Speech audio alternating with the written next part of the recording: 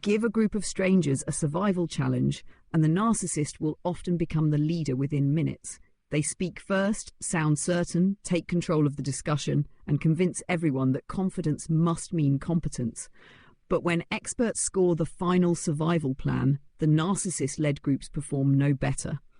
In some cases, they perform worse because the loudest person ignores quieter members who actually have relevant experience. Now scale that exact dynamic into a corporate boardroom. A CEO candidate arrives with a bold vision, polished answers, and absolute certainty. Board members see charisma, decisiveness, and leadership presence. What they often cannot see is whether that person listens to experts, admits mistakes, or makes good decisions when nobody is applauding. The traits that help someone win the CEO position can be completely different from the traits required to run a company. And that is how confidence gets promoted while competence gets overlooked. A company quietly lends millions of dollars to an insider, makes these massive, completely reckless acquisitions, and fights losing lawsuits for years, just burning through shareholder cash. And the root cause is not a sudden shift in macroeconomic conditions or a fundamentally bad business strategy. It is a specific, highly destructive personality trait sitting right in the CEO chair. It is the kind of systemic, seemingly irrational corporate self-sabotage that leaves everyday investors completely baffled. You look at the financial statements and wonder how anyone could make such objectively terrible decisions. But when you zoom out and look at the underlying psychological drivers of the person making those decisions, the pattern is not just understandable, it becomes entirely predictable. Today, we are taking a stack of research and analysis to explore the stark reality of narcissistic leaders. Our mission is to figure out exactly how these individuals hijack the corporate hiring process, the very real quantifiable damage they do once they are in power, and most importantly, how you can spot them without ever even meeting them.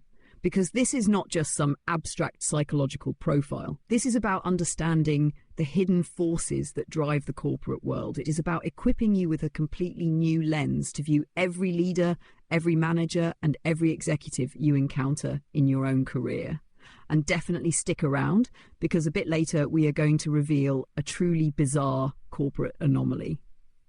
We are going to show you how you can accurately diagnose a CEO's ego and even their likelihood to commit financial fraud just by looking at the physical size of their signature on legal paperwork.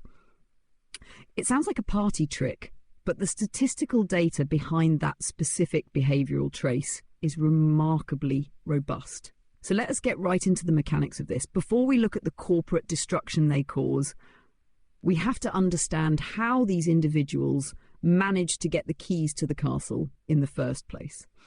Let us look at the raw numbers. The numbers are pretty shocking. Statistically, about 5% of the general population exhibits clinical levels of narcissism. But when you look at the corner office, roughly 18% of CEOs are narcissists. That is a massive disproportionate overrepresentation. How does a system supposedly designed to filter out bad candidates actively select for them? What is fascinating here is that we often assume it's a glitch in the hiring system, but it is not a glitch at all. It is the natural, inevitable result of how the executive selection system is designed. Think about the standard executive hiring process. It relies heavily on panel interviews, high-pressure presentations, exclusive dinner meetings. These environments are essentially casinos designed purely for showmanship. They are engineered to make excitement and charisma highly visible while completely obscuring the actual operational risks of the candidate. Narcissists do not somehow beat the system. The system is their native habitat. So to understand why they win on that stage, we need to look at what the board is actually evaluating. Let us talk about cheap signals versus costly signals.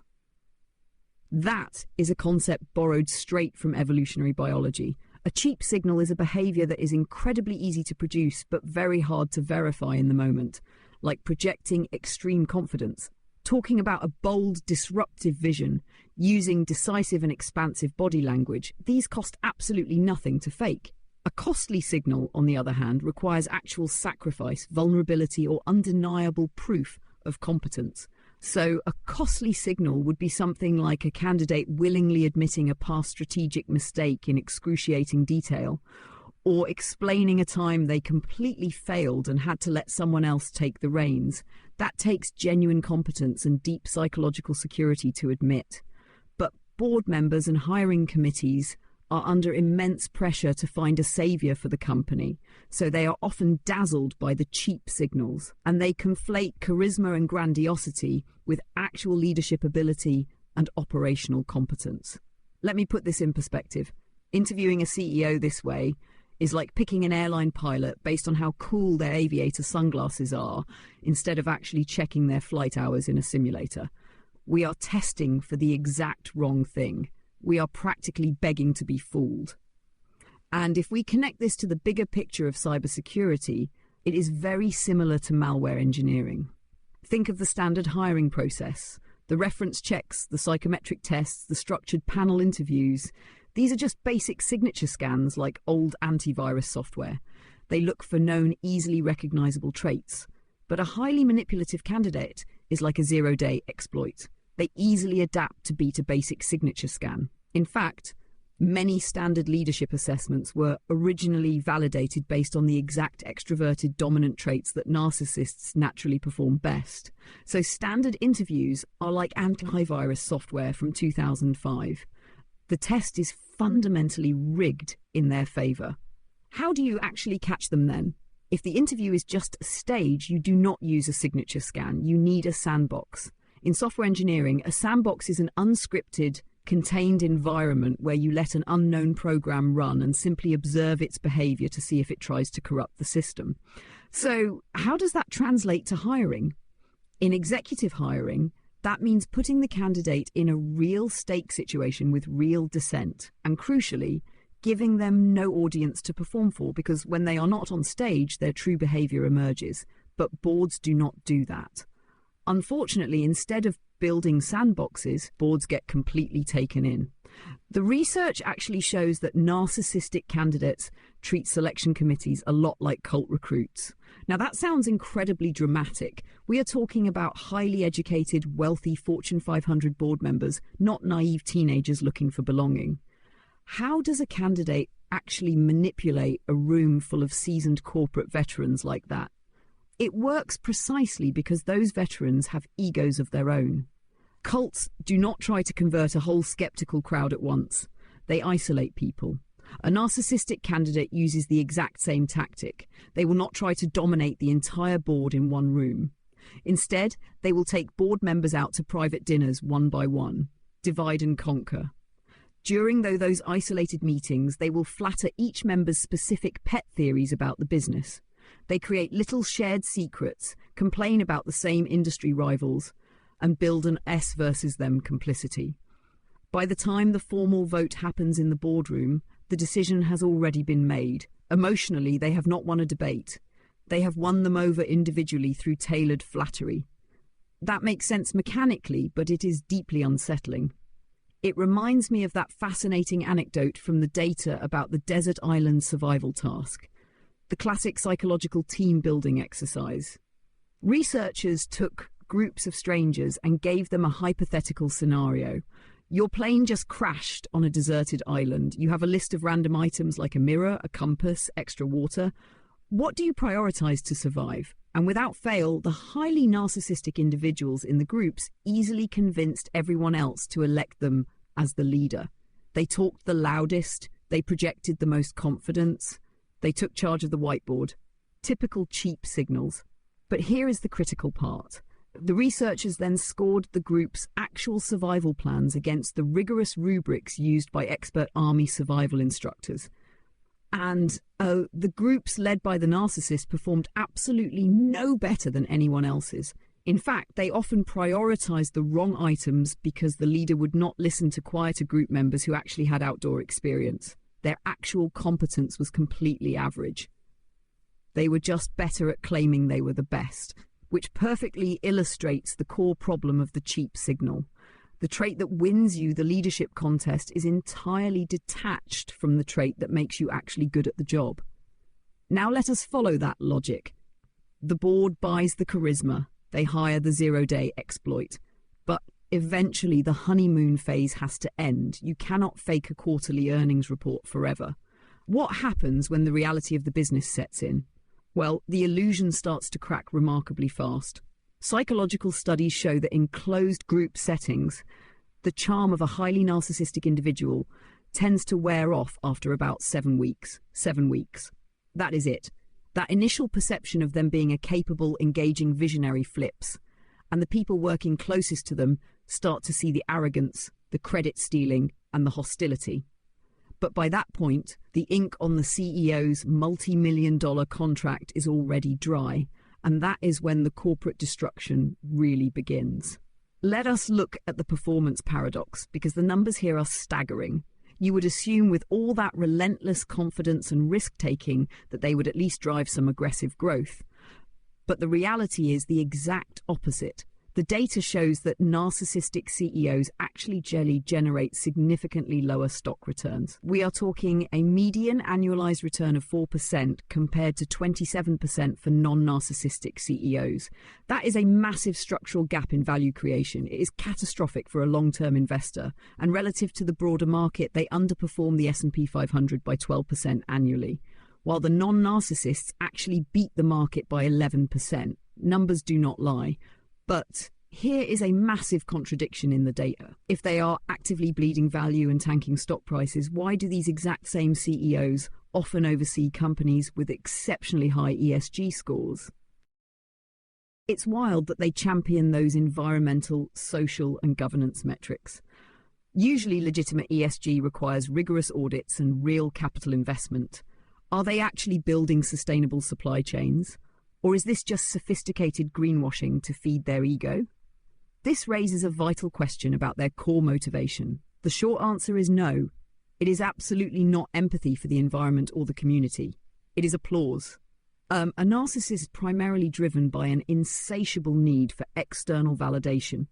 Investing heavily in high-profile ESG initiatives is a fantastic way to garner overwhelmingly positive media attention and virtue signal to the public.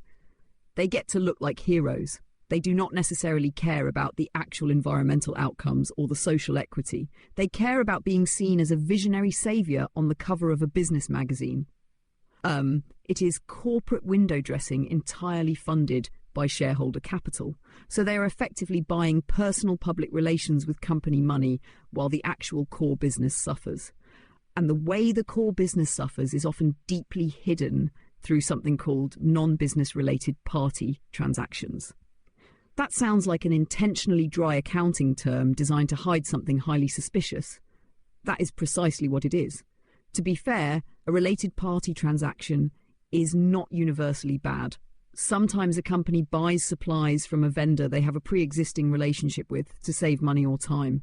That is a normal business transaction.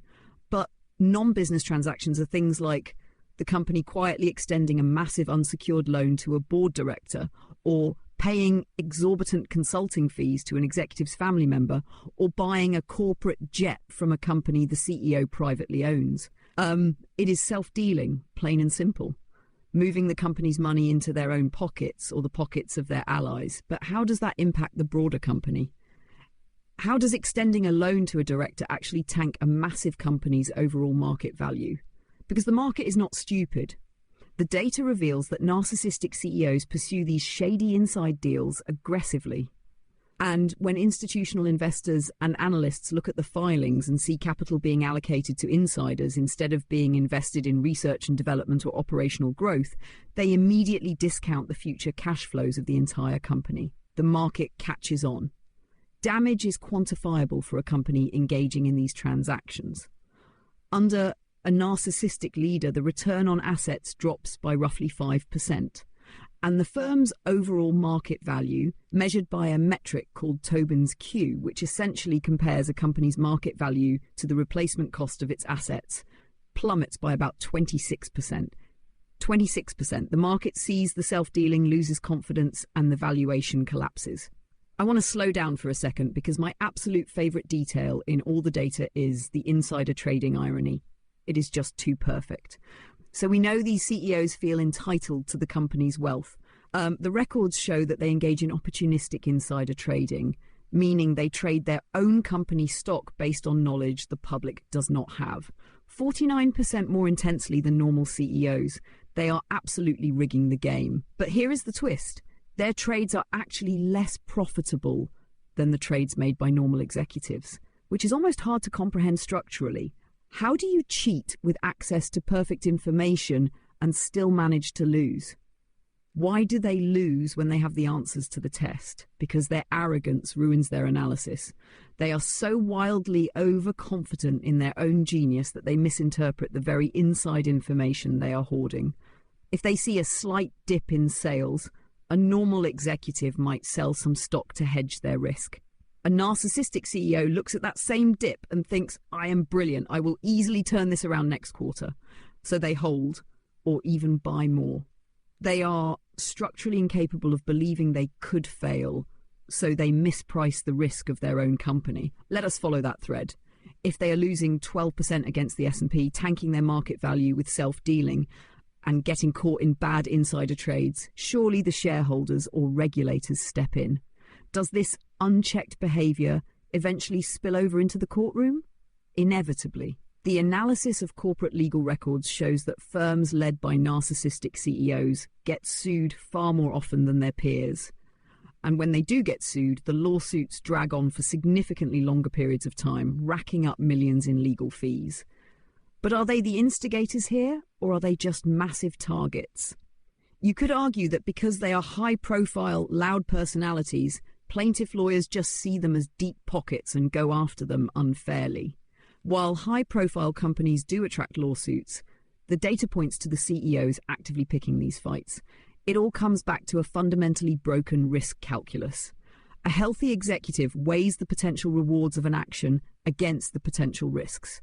A narcissist completely overweights the rewards, the glory, the media win, the dominance, and almost entirely ignores the risks. But why? How does a functioning adult brain just ignore an 80% chance of catastrophe? It is the delusion of invincibility. In a narcissistic brain, the dopamine loop triggered by a potential win completely overrides the fear center that normally processes risk. That sounds dangerous. There was a fascinating behavioral experiment testing this exact dynamic.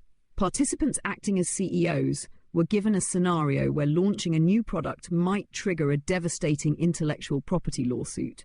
When the risk of losing the lawsuit was set at 20%, narcissists and non-narcissists behaved somewhat similarly. Both took the calculated risk. But when researchers cranked the risk of losing all the way up to 80%, the non-narcissists behaved rationally. They backed down and tried to settle. The narcissistic CEOs refused to settle. In fact, their behavior literally did not change whether they had a 50% chance of losing or an 80% chance of losing. If I had an 80% chance of destroying my company, I am hitting the brakes immediately. They just floor it. But they are not alone in the building. Why do not they listen to their general counsel or their chief financial officer? Surely a seasoned lawyer is in the room screaming, we are going to lose this case. We have to settle. They do not listen because of a deep-seated hatred of experts. If you are a narcissist, your entire self-worth depends on being the smartest person in the room at all times. An expert, a seasoned corporate lawyer, a veteran CFO is a direct threat to that delusion. The data shows that narcissistic leaders consistently view experts as less trustworthy and less competent simply because the expert's knowledge challenges their ultimate authority. So they build an echo chamber. They actively ignore sound advice.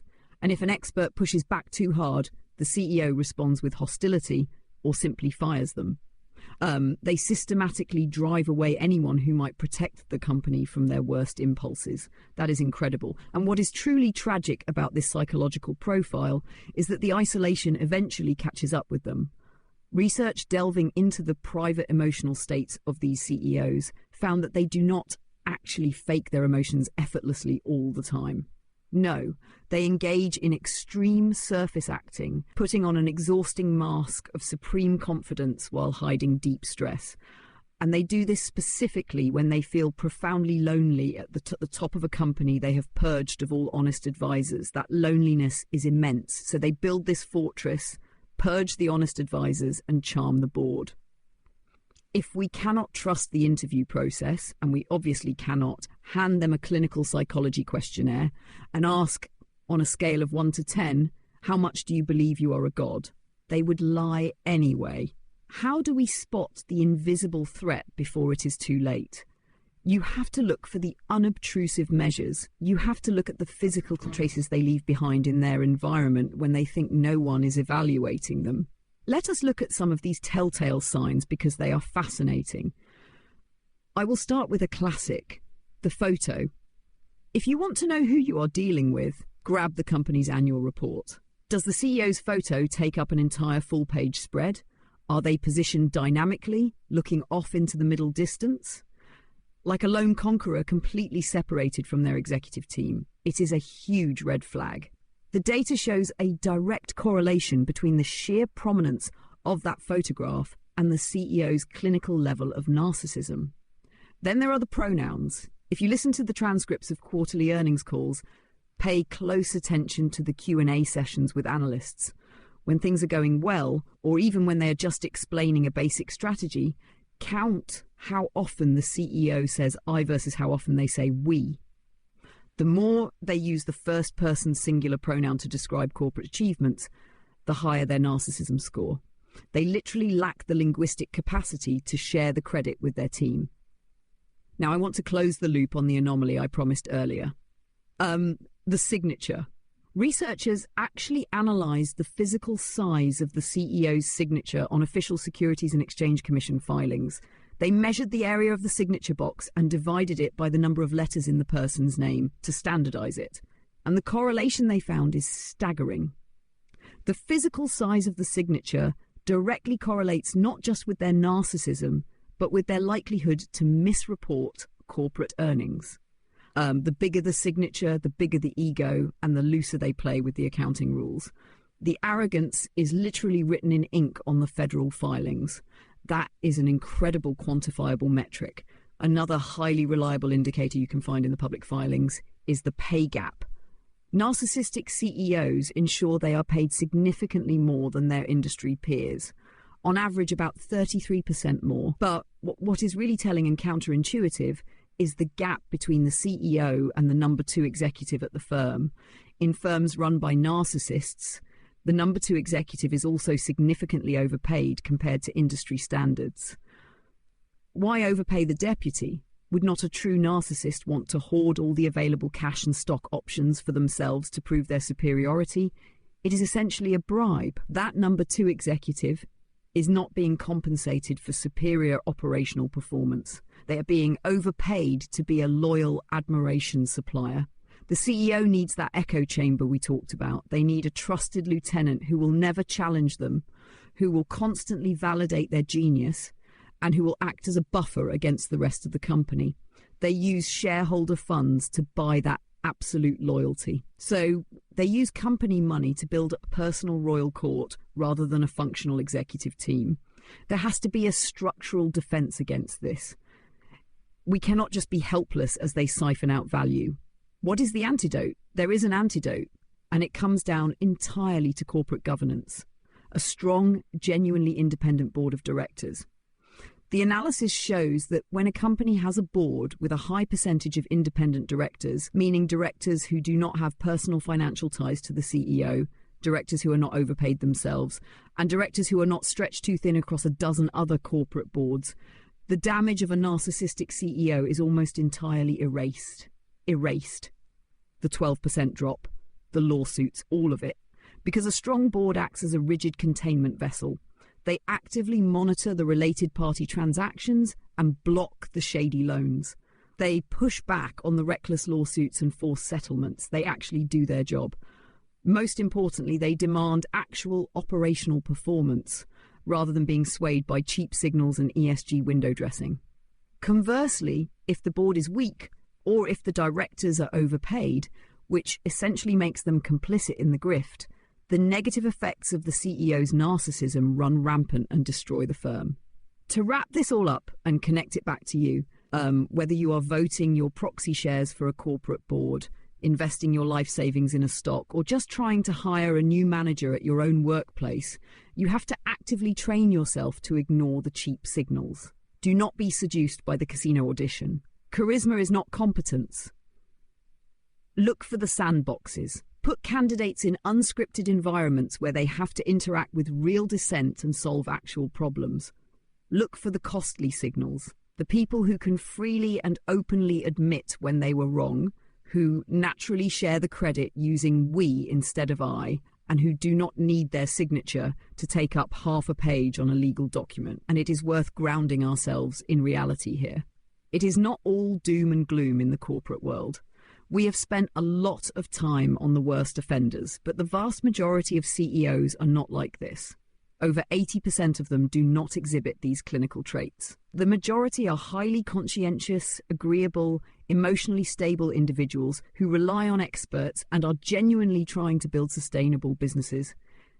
It is simply that the toxic minority makes the absolute most noise, generates the longest lawsuits, and captures the most media headlines. They are the loudest guys in the room, so they skew our perception of what a leader looks like. But I want to leave you with a final thought today, something to just mull over. We have established that narcissists are naturally drawn to power. We have also established that our modern corporate systems, our interview practices, and arguably even our broader political systems actively reward their cheap signals with the highest offices in the world. If that is true, what does that say about how we design our institutions? Are we the public, the shareholders, the voters, just the ultimate marks in a global game of con artistry? It is a deeply sobering question to consider when you look at who we put in charge. Keep questioning the signals you see, look past the charisma and stay curious out there.